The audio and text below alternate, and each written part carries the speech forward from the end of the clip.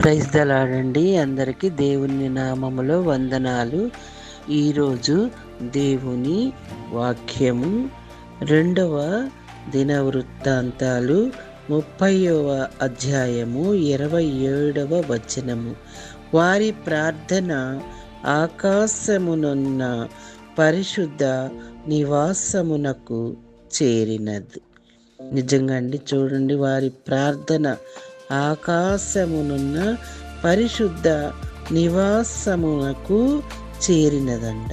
2వ దినవృత్తాంతాలు 30వ అధ్యాయము 27వ వచనములో తండ్రి దేవుడు చెప్పుచున్నాడు.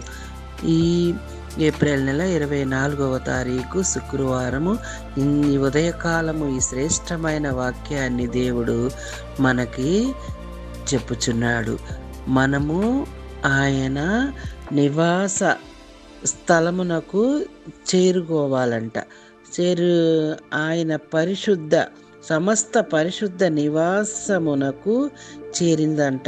మన ప్రార్థన, మనము చేసే ప్రార్థన దేవుడు ఆలకిస్తాడు.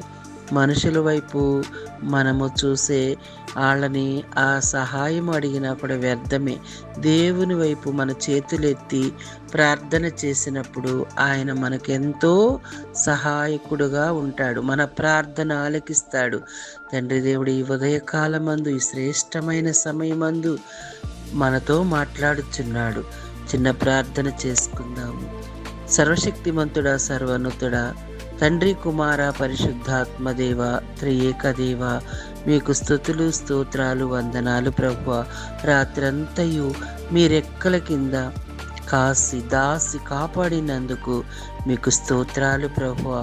ఈ ఉదయ కాలము మొదలుకొని ప్రభువా, రాత్రి అయ్యేంతవరకు మా పని పాటల్లో మీరు తోడుగా ఉండండి ప్రభువా.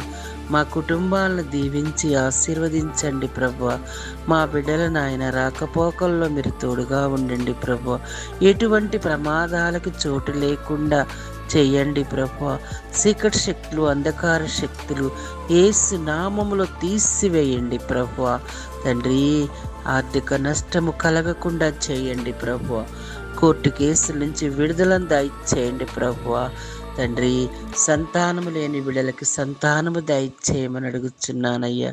వివాహము కోసం ఎదురు చూస్తున్న బిడ్డలకి మంచి వివాహము జరిగించమని అడుగుచున్నాము ప్రభువా. మరి తండ్రి, ఈ సమయంలో చేసిన ప్రార్థన ఆలకించమని ప్రేమగల యేసుక్రీస్తు పరిశుద్ధ నామములో అడిగి వేడుకొనుచున్నాము తండ్రి. ఆమెన్.